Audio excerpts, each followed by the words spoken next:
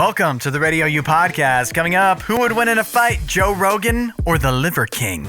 Also, is this Disney's response to Epic Universe? All that and more on the way next. Great podcast on the way. Yeah. Coming up, we talk about franchises, movies, or TV shows that actually should be rebooted.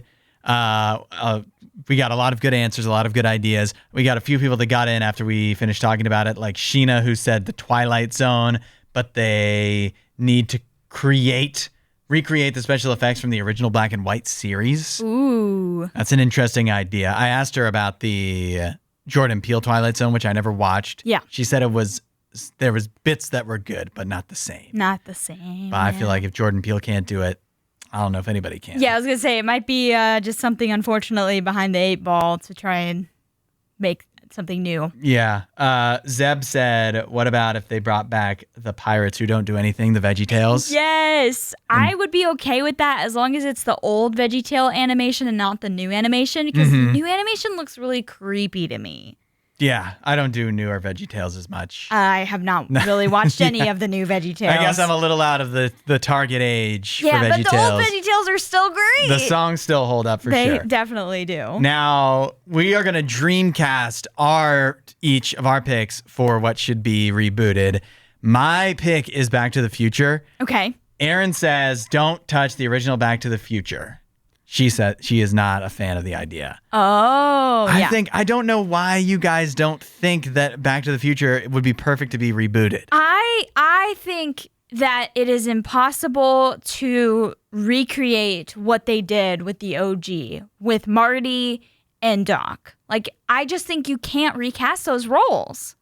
Well, it doesn't have to be the same. That's what I think the qualifier is. When you explained that it would be something like an extension, like adding on like a new generation or whatever. I don't want it to be subsequent to them, but I also don't want it to be a remake of the exact same storyline. I think there's a lot about Back to the Future that could be changed. Uh-huh. Like, I don't know, maybe Marty not having a romance with his mother. I mean, it's done in a comedic way. It's not inventing rock and roll music instead of Chuck Berry. Like, I think there could be some things that could be done differently. So I think there's a lot that could be changed while still having the same bones of the original Back to the Future and being able to attach the name to it. Okay. Let me give you some casting ideas. Tom Holland as Marty would be too obvious. And he is 28 years old. He can't be in high school anymore. No. So he's out. Okay. Even though he would be the obvious choice, but he's too old, especially like if we started filming today. Yeah. He's going to be like 33 before the movie comes out. So not Tom Holland, even though he's the first name that comes to mind. Okay. Instead, I want to introduce you, if you haven't heard of this guy, Cooper Hoffman. I have not. Let me look him up. Philip Seymour Hoffman's son. Okay. He stars in a movie called Licorice Pizza. It was a Paul Thomas Anderson movie that got nominated for an Oscar a couple of years ago. And he's like the star of the movie, one of the two stars. He's like 22 years old. He so convincingly could be a high school student. He has charisma. He has the riz that he needs to be a lead in the movie. And wait till I tell you who should be Doc Brown. Who should be Doc Brown? Jim Carrey. No! Obviously, it should be Jim Carrey. I just don't like this idea that you're recasting these characters. If I tell you tomorrow in theaters, Back to the Future starring Jim Carrey as Doc Brown, the line is going to be across the entire city to see that movie.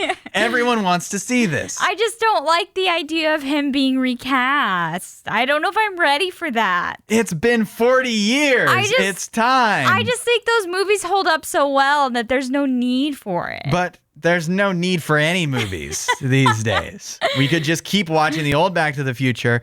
But how could we make money off of that? I do like the idea of this Cooper Hoffman as a main character in a Back to the Future, but I just don't think it needs to be about Marty McFly and about Doc. I think it's just new characters. I agonized over the Marty character, because it's just like everybody's either too well known or too old or not well known, I don't know if they can be a star of a movie, right? Of a blockbuster. Yeah, that would be hard. Yeah, so or like Finn Wolfhard was a name that came up, but it's like, is he really like a Marty? You know, No. Like I don't know if he's because Marty, even though he was like kind of dorky, he was still like he was popular in his own high school, handsome, and had a nice, attractive girlfriend, and so he was not like a dweeb. He's not a geek or whatever, and he helped his dad stand up for himself. So he helped his dad kind of grow out of his dorkiness. Speaking of which, how about for Biff?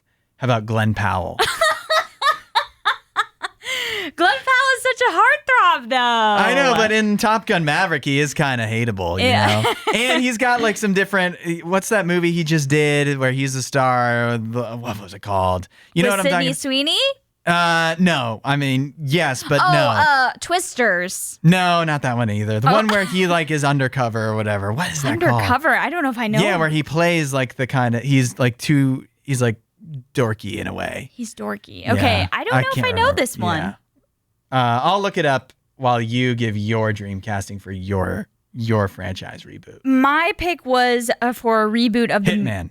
Oh, Hitman. Okay, yeah, I don't know that. But my pick was for the movie A League of Extraordinary Gentlemen, which was made in 2003 and I believe is based off of a series of comic books. So it would be a comic book adaptation. We're not used to that anymore. We still do that plenty. So I would love, because I think he did such a good job with the Batman, I would love Matt Reeves to direct. Just going to go ahead and throw that out there. Okay. I think he's a great action director, but also can still keep it pretty highfalutin, like it's not like a Michael Bay movie. Sorry. But I'll go through my castings here. So Alan Quartermain, going with Daniel Craig. Okay. He's still an action star, but he's aging. So you're literally just like copying the original League of Extraordinary Gentlemen. Exactly. Let's just get a James Bond. A former James Bond, but in his older years. So a great person to lead the whole team. Mina Harker, the only woman on the team. She is the vampire. I'm going to go with Jenna Ortega. Because I think she has that kind of quality of a vampire. She plays Wednesday Addams. Yeah. And also Scream Queen type. I know. I'm fearful that she's getting typecast now. Well, I think she would be able to play it well. And also she does have that quality of like, she's still very beautiful, but also not like sultry. And so I think that is important for a character that can't age. And that's Mina Harker's character, especially if they wanted to do multiple movies. Dorian Gray, Timothy Chalamet. Come on. He's supposed to be like kind of a heartthrob in the movie, but also a double crosser. And I think, or you don't really know where he's standing in the movie. And so I think Timothy Chalamet would be able to play that well. For Tom Sawyer, I would go with Harris Dickinson because I was like tempted to pick somebody like a Jacob Elordi or a Paul Mescal, but those guys are so big right now. Yeah. And it's hard for me to see Timothy Chalamet in a movie with also one of them. That would be a lot. That's not Dune. Yeah, that'd be a lot. And so I'm going to go with Harris Dickinson because he is still a heartthrob right now, but not as big as some of those others I mentioned. Dr. Jekyll and Mr. Hyde, going with one of your favorite actors, Paul Dano. I think he could play that really well because Dr. Jekyll very unsure of himself, but Mr. Hyde very, sure of himself, That'd be obviously. A good choice. And so I think Paul Dano could play that well. The Invisible Man / Rodney Skinner. I'm going with Will Poulter because I remember his character. You don't see him most of the time, but had a very interesting voice. And I think Will Poulter fits into that. Or Poulter. Captain Nemo, going with Dev Patel. Okay. He played in Monkey Man, a great action movie. I think he would do well with that. And then for M or James Moriarty, I'm going with Christoph Waltz. Oh, I always love Christoph Waltz. Yeah, he'd be great as a big, mastermind villain. He already has played that many times, so I think he'd be perfect. I think you have good ideas. I think I'm skeptical that you could get this kind of star power for the League of Extraordinary. You would need a big budget for this. They didn't have the star power in the original the original League of Extraordinary Gentlemen, which may have been why it flopped. But also, it was at that time it hadn't failed yet. Now you're asking them to bring back a failed movie. This his dream. This is a dream, Hudson. I know this could never happen, but yeah, this is a dream casting. So these are just actors that I love, and I would love to see them play these roles, but I know it's unlikely to ever happen. Mine, I think, I'm not going to say likely, but we're in the 40th anniversary of Back to the Future. I think in the next 10 years, we get Back to the Future remade. Really? I mean, I wouldn't be good. shocked with how Hollywood is so out of new ideas that they probably would try and bring a franchise that was so popular back. They're going to bring it back. It's shocking they haven't done it yet, and it's going to be great when they do. I don't know if you can guarantee that anything from Hollywood would be great when they reboot stuff. That's just not a guarantee nowadays. But Back to the Future is too big to fail. Well, they can't mess it is up. a great IP, but I've lost a lot of faith in Hollywood, really sticking the landing on these. Just you wait. I've been in my DeLorean. I've gone forward in time. Oh, you've seen it? I've seen it, yeah. Okay. With Cooper Hoffman and Jim Carrey. Gotcha. Allie, I want to put you and everyone else at ease. Disney isn't changing its intro music. Thank goodness. Yeah. Oh my gosh. There's a video going around, and it found its way to you. No, not the original video. Okay. There is an original video that started this rumor where somebody had put back to back the OG Disney music and then this supposed new music. Yeah. What I saw was a podcast of these guys from New Zealand who are hilarious, by the way, reacting to the new music, and it just said Disney changed their intro music. And I was like, what? Obviously gets your attention. Yeah. Huh?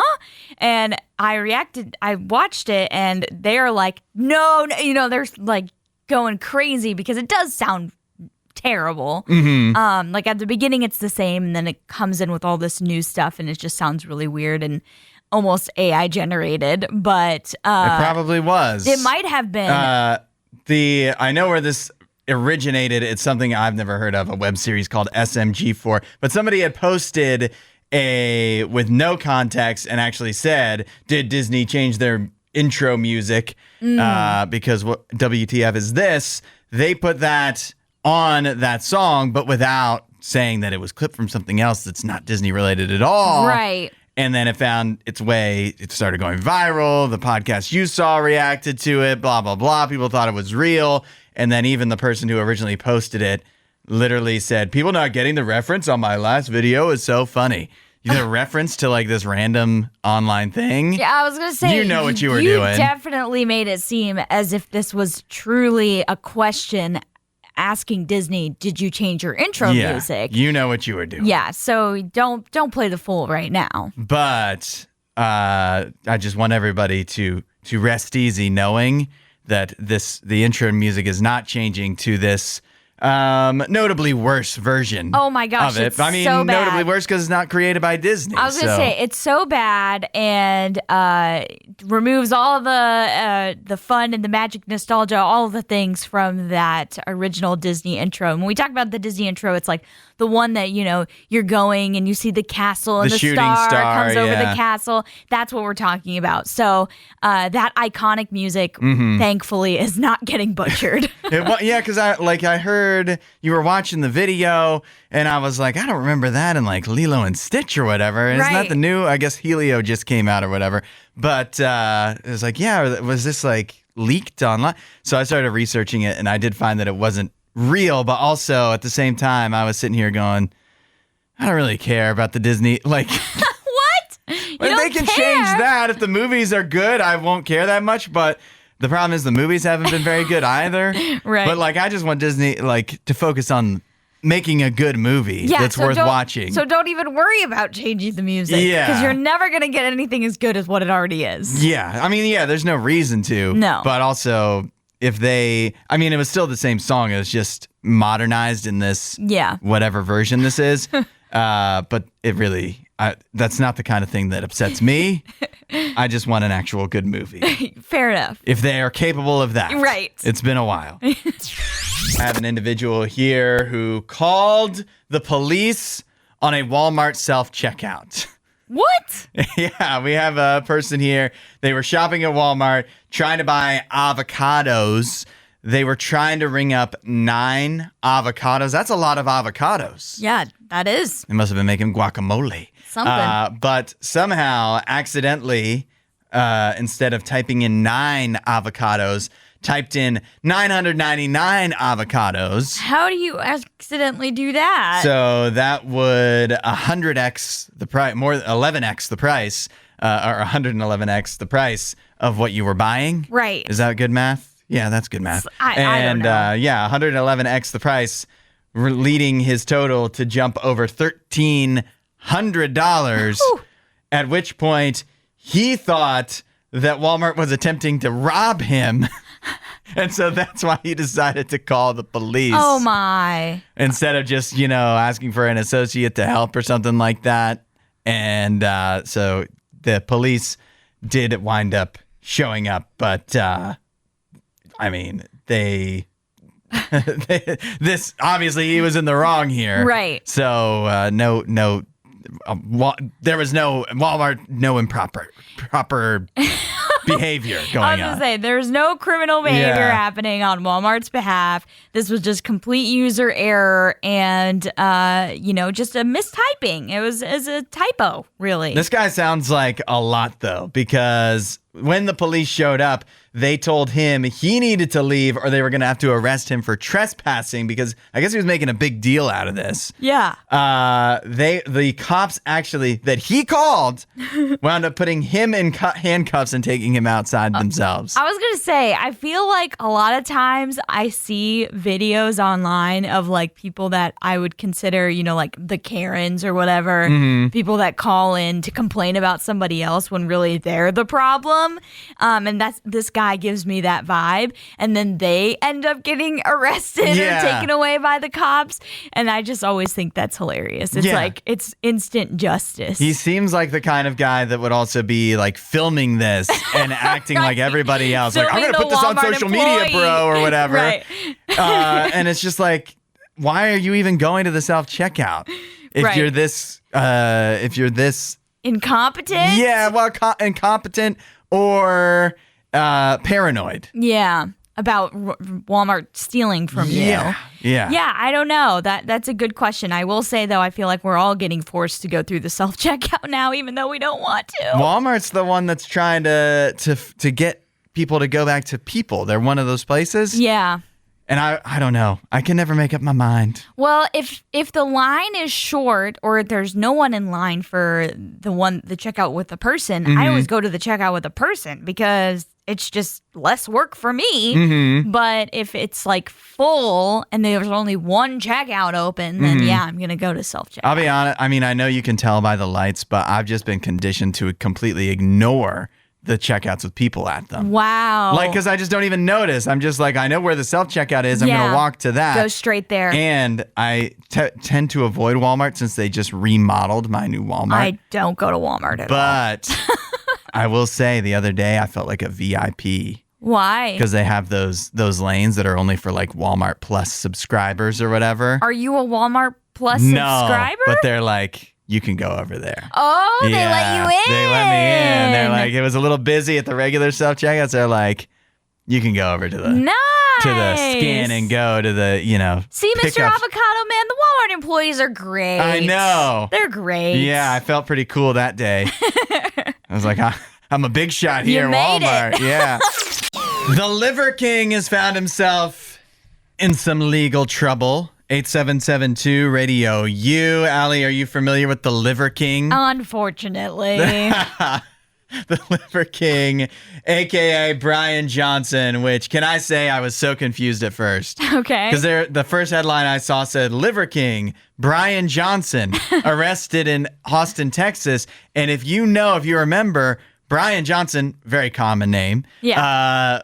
The most recent Brian Johnson I know of is that guy that's trying to live forever. Oh, that billionaire guy. That guy's name's Brian Johnson, too. Yeah, so I was like, why was the Liver King hanging out with that guy? But apparently Brian Johnson, also the real name of the Liver King. Yeah. I was today years old when I found that out. But the Liver King, who has been caught up in controversy before, he's a influencer online who made his name like getting super big, like really muscly, and he would only eat like raw meat. Yeah, really gross. And some really nasty raw meat. Then it was exposed a few years ago that he was using steroids. Shocker if you look at this guy. Yeah. Hard to believe. Seriously, yeah. This mountain of a man would be roiding. Right. But somehow he's still in the public eye. I wonder if he's still experiencing some kind of I don't know, roid rage or the effects of some other substance, because he's just been arrested for threatening Joe Rogan in a series of Instagram posts where he is challenging Joe Rogan to a fight. And meanwhile, he's been traveling and actually wound up in Austin, Texas, which, by the way, that's where Joe Rogan's studios are, right? Yeah, that's where he lives. So, like, he was maybe actually seriously going to try to find Joe Rogan and fight him, even though Joe Rogan's like, I've never really interacted with this guy. Yeah, Joe Rogan's very confused, but the police did contact Joe, and they were like, are these threats serious? Like, what's going on here? And it sounds like Joe was like, I think these threats are serious, but I don't know. Because, I mean, you have to kind of in some way take them seriously if this guy's traveling to where you live, because he kept saying in these videos, which are just like rambling, like just total nonsensical rambling. And he kept saying, I'm coming to you, Joe. It's like, what are you saying? But then he actually did. He went to Austin, Texas. Genuinely, I think he wanted to fight him. And he kept saying stuff like, I'll die for my family. I will die fighting for you. I want you to choke me out. Like, things like, what are you saying? Like, it was very, very strange. So it seems like a mental break. Like, you know what I mean? Like, something weird is happening. How close? Because at first I saw this too, and I'm like, not that it's great that he's challenging Joe Rogan to a fight on Instagram, but can you be arrested for that? But then he was in Austin, Texas, where Joe Rogan often is, and I'm like, I guess how close do you have to be to somebody when you're challenging them to a fight before it becomes like realistic and you actually the police have to step in? Yeah. In this case, because also if this was just some random guy that didn't have 2.9 million Instagram followers, would he have been arrested? Would anybody have cared? Maybe not. Yeah, maybe not. But I'm sure the police were getting plenty of tips about this guy because these videos were getting some traction online. And he seems so unhinged, the Liver King. Yeah, I mean, he always seems unhinged, but these were particularly bad. And he just continually would be like, I want to challenge you. I'm going to fight you. I don't know jujitsu, but I'm going to take you on. And like all of this really crazy stuff. So, I mean, I have just even just some of the transcript trying to read it from some of these videos. I'm like, how does someone speak like this and make any sense? Like, it doesn't make any sense in my brain as I'm reading it out loud. And so I'm like, what did this even sound like to him as he's saying it, you know? Yeah. Okay, last question. If they did fight, who would win? Oh, I think Joe Rogan, probably. Because jiu-jitsu is kind of like the ultimate, right? You know? Yeah, he's I was a black looking it up. belt. And I'm like, Joe Rogan, he's got some fighting skills, but I knew he was shorter. He's 5'8", so I mean about average, but like that's short for a fighter. But then I looked up the Liver King, and the Liver King's even shorter. What? How tall is he? I don't know if we have a definite, accurate, like confirmed height, but he's like 5'7" probably. Okay. Some are saying. So, okay. Well, it sounded like the Liver King didn't think he was going to win either. Yeah. He kept saying, I'll die for my family. So he thought Joe Rogan was going to kill him. What exactly? I don't know. Yeah, I think Joe Rogan probably would win. We're just taking one step closer to getting our next new James Bond film, and this step is a big one. 8772 RadioU, the director for the next James Bond movie has been announced. Denis Villeneuve. Yeah! I thought it was Villeneuve. It's Villeneuve. One of my favorite, one of our proudest Canadian products. Oh, I didn't know he was Canadian. Yeah. So French-Canadian. French-Canadian. All right. Best known now for the Dune movies. Yes. But he also did Blade Runner 2049 and Arrival. So he's more recently been known for doing like sci-fi stuff. But, and I was like, interesting choice. I didn't know, one, he's a huge fan of the James Bond movies. Okay, that's good. But two, I forgot that he also did Sicario, which is decidedly not a sci-fi movie at all. No. But it is amazing, like one of the top movies of the past decade. Yeah, pretty well done. And so that kind of style would translate very well to James Bond. And obviously, he's a 4-time Oscar nominee. This is a guy who knows what he's doing. Yeah. And this is a great choice. Yeah. I was not expecting Amazon to just knock James Bond out of the park like this. I know. I'm very excited about this hire for them with director because I feel like Denis Villeneuve kind of fits into that rare echelon of director that's able to make a movie that has a really high budget, but also make it on a high level where it could get nominated for an Oscar. That's hard to do. That's Christopher Nolan-esque, you know? Not every director can do that because often with these blockbuster type films, you can fall into a lot of like cheesy stereotypes. Right. And it may not be as elevated of filmmaking, but Denis has shown he's up to the task when it comes to that. Yeah. So this is a great choice. Now the question moves on to what we've asked for a long time. Who will be that James Bond? Yeah. And I don't know the answer to that. I do know that lots of people are now speculating that a villain for the next James Bond movie could be Robert Pattinson.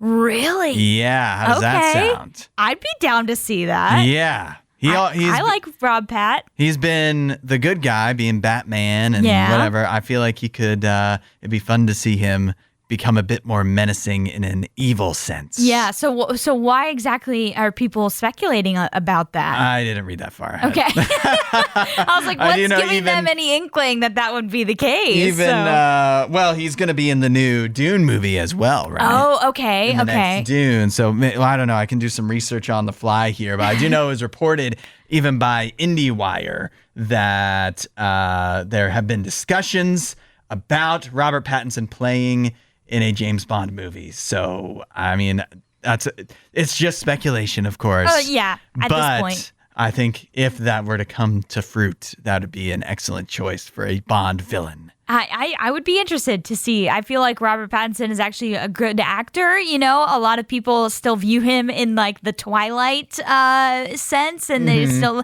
view him as Edward. But he's come a long way since Twilight. He's had so many good movies and has really shown his acting chops. So I feel like he would be great no matter what role he had. Yeah, I guess I wouldn't see him as Bond, but I could definitely see him playing a villain or some type of other character. Apparently, there have been reports in the past too about him being a Bond, just James Bond. So I have heard, who knows? I have heard that, but I mean, you can't be Batman and James Bond. Like you can't. Why not? You can't be both. that cool. Nobody can be that cool. You can't have both. That's like you're way too much if you have both of those. Yeah, that's a lot to overexposure. juggle. Yeah.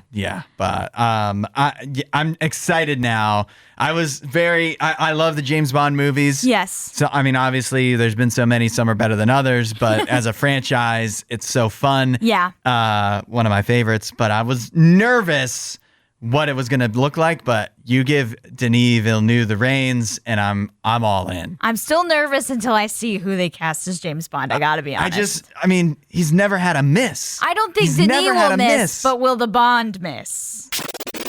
We're opening up the RadioU hotline. 877-2-RADIO-U. Asking the question in a world full of reboots and live action remakes that we may or may not want.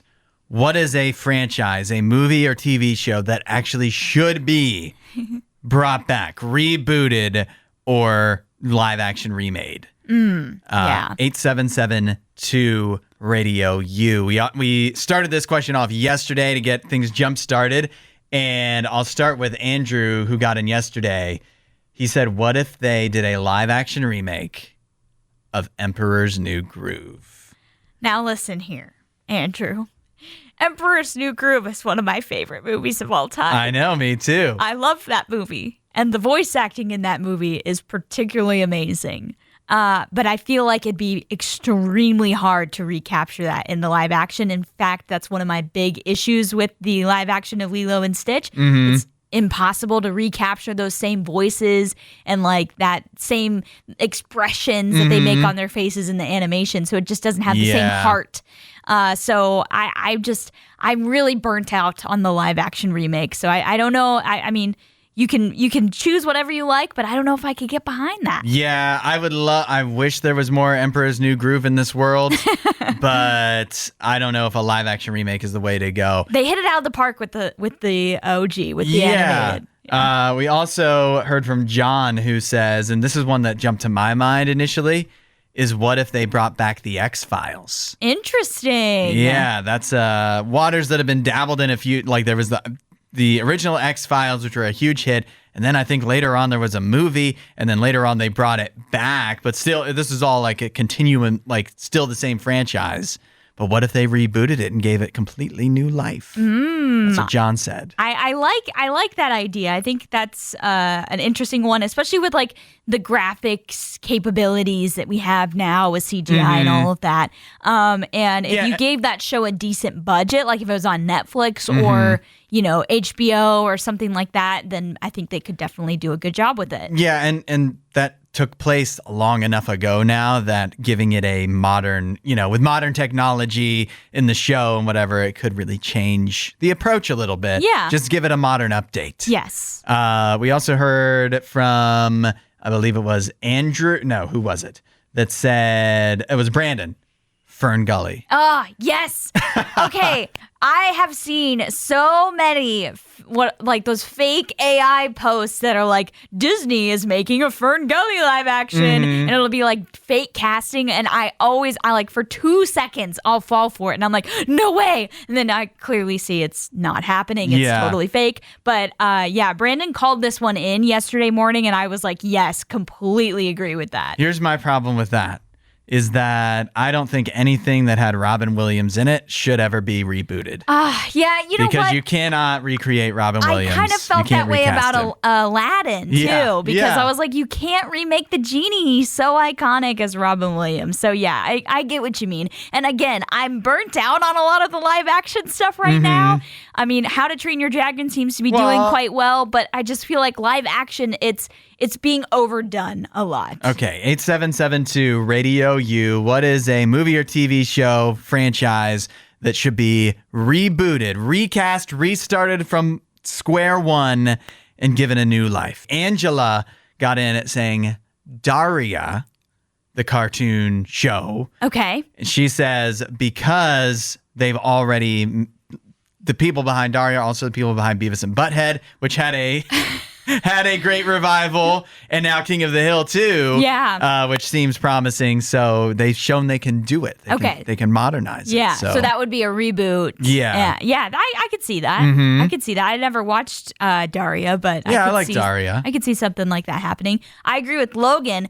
This is a live action I have wanted to see for a very long time. Treasure Planet. He wants to see that done in live action. I really liked that movie when I was a kid. I loved that movie growing up, and that is one that I feel like it has so much adventure and so much like huge moments that it really could be done well if it's given the right budget and the right director and the right cast and all of that. That would need to be done well, but I think it's one that really could translate well to live action. Chris says there should be a live action version of Clone Wars, as in Star Wars series. The Star Wars cartoon. Yes. Never watched any of that. I know a lot of Star Wars fans really love that show, so I think that would be a fun one for them to do. What about Susanna has a pretty good point. She just said, I'd love to see a really good remake of 20,000 Leagues Under the Sea and other older sci-fi books that got made into movies before we had real special effects technology. Yeah, that's true. A lot of those stories are really, really cool. She also mentions Moby Dick as one that would be interesting to see redone with like the new stuff that we have. Yeah. But there was a Ron Howard, I think Chris Hemsworth is in it. Version of Moby Dick, which was not very memorable. Not very good. Yeah. But I think another thing we should point out, though, is I do feel like there needs to be, in these movies, if they do something like 20,000 Leagues Under the Sea, a mix of both CGI and practical. Yeah. Because you still need practical effects like a Steven Spielberg-esque movie to make those movies work and stand the test of time, in my opinion. All right, we heard from Ben, who also agrees on the Treasure Planet idea. Okay. What is your pick, Allie, for a show that should be remade? Or a movie. I don't have a show. I do have a movie, and it's The League of Extraordinary Gentlemen. Okay. And that's Sean Connery, Shane West, but it's a Goodwill special. If you go to the DVD section of Goodwill, you will find 20,000 Leagues Under the Sea. Or no, what did I just... A League of Extraordinary Gentlemen. Yes. Famously... Getting my leagues confused. Right. Famously a box office flop. It's like 22 years old now. And so I still feel like it holds up pretty well, but the graphics are a little rough. It's from 2003.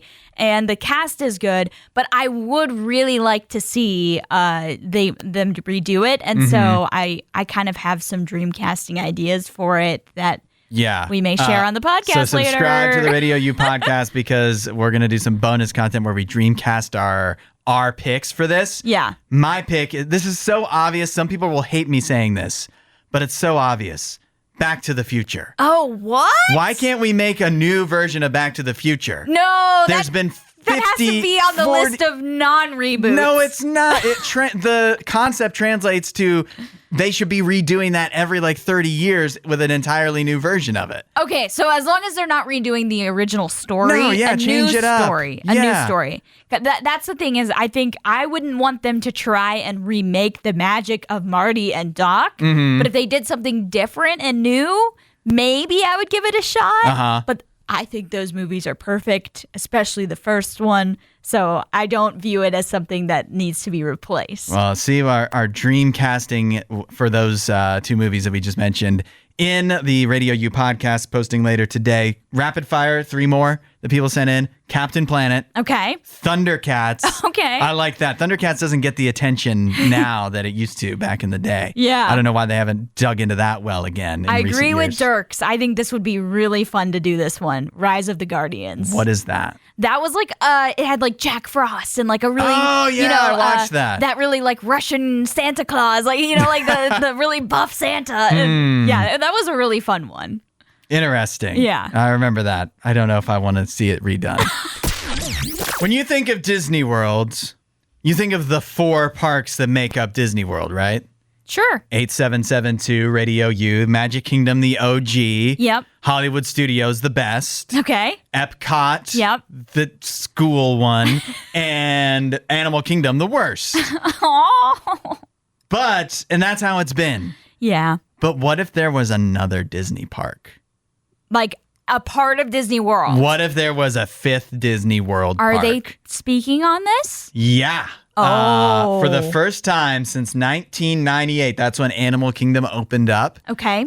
Disney World is working on a brand new park, like an actual full-size major theme park to be added in to the Disney World experience, as well as 2 smaller parks that would probably be water parks. I've never been to any of the Disney water parks when I was growing up. They have a water park that's connected to Disney World, right? Maybe I never. If they do, I never got to go. Okay, I didn't get to We go did the either, main but I'm 4. pretty sure they do have a water park already. Yeah, something lagoon, It's Blue Lagoon, probably. I mean, Creature from the Black Lagoon. definitely not that. I don't know. It's some kind of But there is lagoon. already a water park at Disney World. But they need more.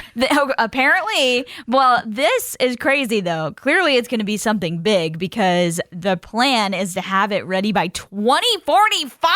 Yeah. That's so far away. That means like babies being born now will be too old to even care to even go when it actually is ready. I know. Like that's kind of lame. Like why is it going to take them so long? So I mean, you think about how big those parks are though. They are and pretty how much big. like Imagineering goes into making every single thing they do. Like you can't just make that happen overnight. No, and I think this is honestly in response to their big competitor down in Florida, and that is Universal, which just opened Epic Universe, which is a separate park and is a huge deal right now. I'm seeing so much content online about it, and it looks so fun.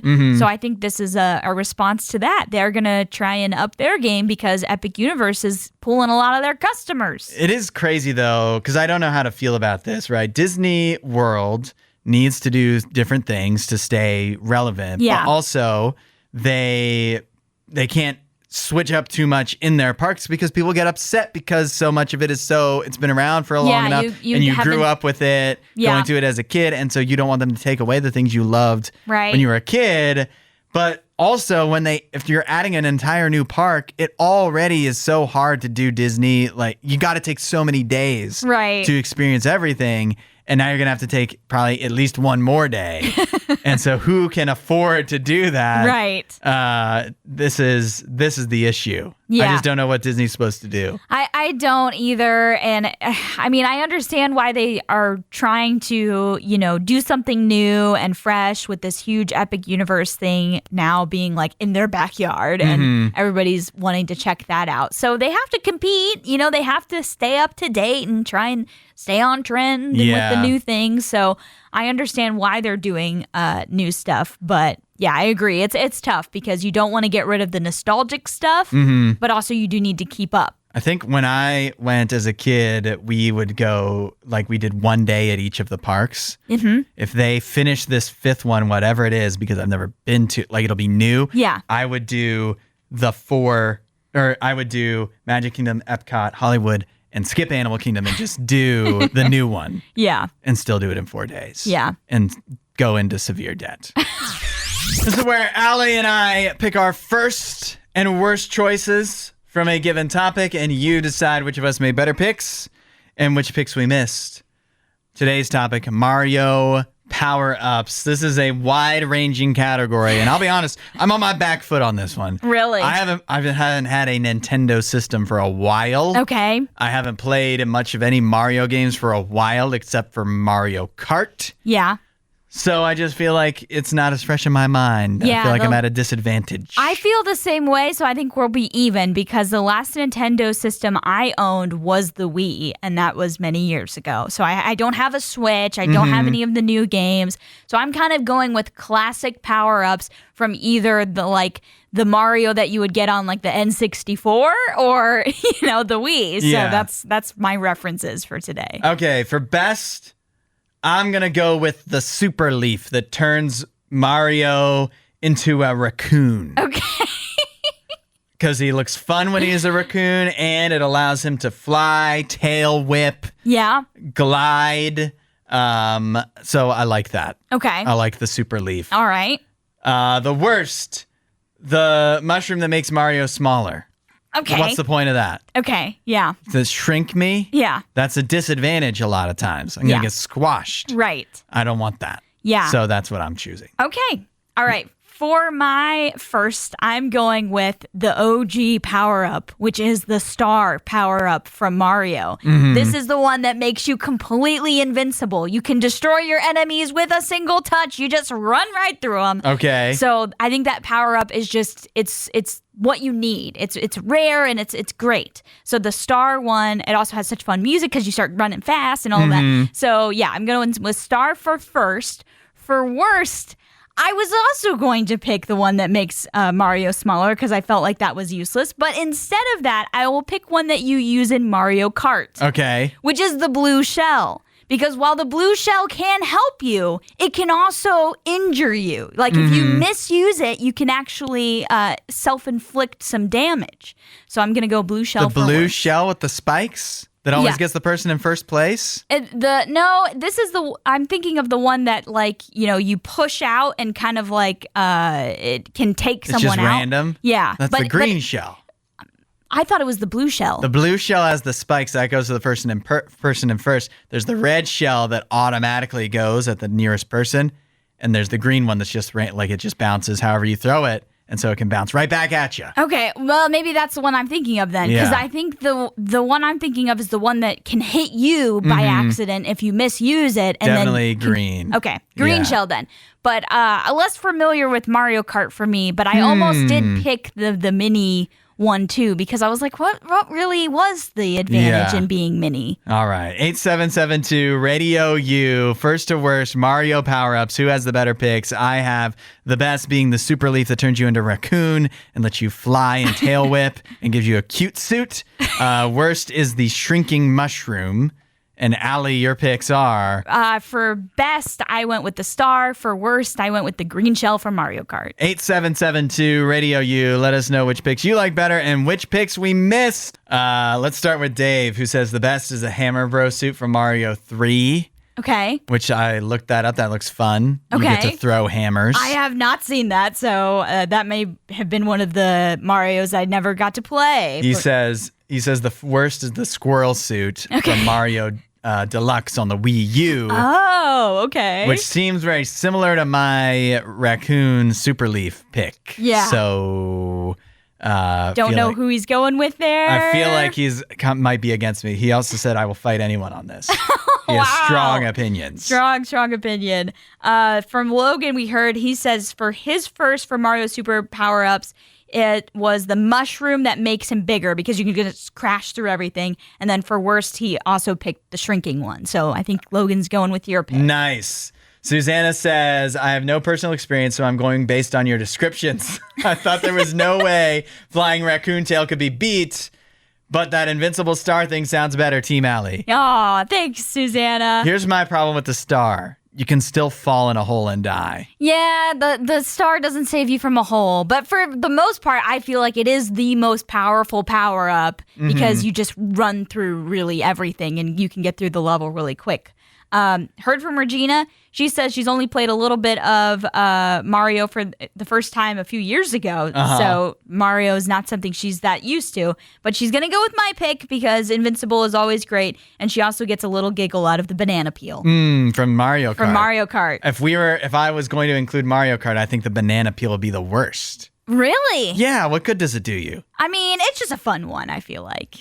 You know what's, if I was picking Mario Kart stuff, the fake question mark block is definitely the worst. The fake question mark. Yeah, that's no good. Yeah, I would agree. Chad says I have to go with Allie strictly for the worst of the green shell. Best is the Hammer Bro. He agrees on the Hammer Bro suit with Dave, or the giant shroom that makes you an invincible giant. Worst is the frog suit. It's only good in the water. I don't know if I remember the frog suit. I almost chose the frog suit. I was considering that one, Chad, because I also felt like I never really was able to utilize that very well. I can't believe you guys saying the green shell is the worst. It's not even the worst in Mario Kart. And in the Mario games, the green shell, very helpful if you count it as a power-up when you jump on one of the Koopas or Troopas or whatever they're called. What are the turtles? The turtles? Yeah, what are those called? I don't know. Koopa Troopas. They might be Koopa Troopas, something like that. But you jump on it and it goes in its shell, and then you jump on it again. It shoots the shell off and kills everything in front of it. That's helpful. But that could also hurt you if you got hit by it. So that's what I was thinking of, was like how the shell can backfire if you don't know how to use it right. Heard from Shrew. He said the thing that you chose is not actually a raccoon. Okay. It has an obvious raccoon tail. He says it's not. He says it's is it a tanuki? What is that? I don't know. It's a raccoon. He says not actually a raccoon or related to them. We're living in the real world here, Shrew, not Mario. He chose me anyways. Thanks, Shrew. William says, going with Hudson, raccoon so fun. One of the terrible power-ups on SNES Mario Kart. And the new one is the feather that just makes you jump, so useless. Oh, I don't know if I remember the feather one. Yeah, I don't know about that either. See, I'm so out of it on I know. I Mario. need to play Mario. I'm not on Shrew's level. Right. And also, I don't have any gaming systems anymore. I grew up with the N64 and then eventually got the Wii. And so I used to play these games all the time, but I don't own any of that stuff anymore. Jesse and Lucas says the best is the red shell. I do like the red shell in Mario Kart. The worst is the lightning. Okay. Oh, I like the lightning. All right. I just feel like this is just exposing. I mean, I played Mario and I played a lot of Mario Kart and Super Smash Brothers, but I just feel like I'm just out of my depth here. I just feel inadequate at the end of this. Jeff Bezos, one of the richest men in the world. He has so much money he can do anything. Well, almost anything. 8772 Radio U, because even with all the money Jeffrey Bezos has, he can't have his wedding where he wants to. Nope. And that, I guess, is a testament to the power of the people. The people in Venice, where protesters have threatened to, and that sounds scary when you first hear it, but they just threatened to flood the canals of Venice with inflatable crocodiles. I don't know if I agree or disagree or whatever, or I guess I really don't have an opinion, but I do love that these protesters found a way. Like, they had a cause they believed in. They've had a very peaceful, unobstructive way to the average person to obstruct Jeffrey Bezos and Lauren Sanchez from having their wedding where they wanted to. I was going to say, it's not exactly unobstructive.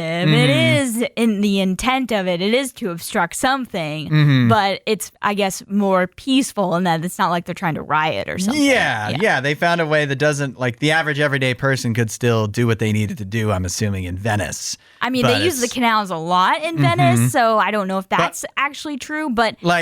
Well, let me put it this way. When you're out and about and there's like a protest in the United States, sometimes they'll be like blocking a highway. Yeah. And it's like, great, but what if people need to get to like the hospital or something? Right. You're not taking a canal to the hospital in Venice, right? Like, there's still some way to get there in a like actual regular fashion. Yeah, I think so. I mean, I've never been to Venice, but I do know canal travel is normal. Yeah. So to block the canal is not great, but yeah, they're not happy. The locals are not happy. We talked about this not that long ago, where the locals were already voicing their discontent with Jeff Bezos and Lauren Sanchez for this massive wedding that's going to happen just because of all the influx of people coming in. They're reporting that there's going to be 95 private jets flying into Venice this week. That's crazy. So, also, the way they're protesting feels like tit for tat. Like, oh, you're going to come invade our city, overcrowded, and we're supposed to accommodate all of this, blah, blah, blah. So they're making it inconvenient for them, just like the wedding is making it inconvenient for these people. And so I think it's fair. And maybe there's a solution that seems to fit everybody, because they've moved the wedding. It's still in the Venice area, but instead of being at Cannaregio, a lively and popular part of the city known for its nightlife, the wedding will be located at a historic shipyard that's surrounded by walls that'll be easier to guard and easier to secure. Yeah, I think that's overall probably a better spot to be, because you don't want to invite any type of potential violence breaking out or something. Yeah, or even interrupting the wedding with whatever and looky-loos and whatever. You want to have a nice private ceremony. Yeah, I don't know how nice it'll be in a shipyard, but I think it's going to be pretty nice. I'm sure they can fix it up. I'd have a wedding in a shipyard in a heartbeat. Really? That sounds cool. I mean, I'm imagining that they probably will get it looking pretty good, but that's not the first place I would probably want a wedding. Yeah. That's not what I think of when I think of a wedding. I know, a shipyard where ships are built. I think it could be cool, though. I mean, yeah. It's historic, so it probably has some fun buildings there. And then you break a champagne bottle on it when at the end. Sure. Like after you say your vows. Okay. I think that makes sense. Thanks for listening to the RadioU podcast. Don't forget to rate and review the show.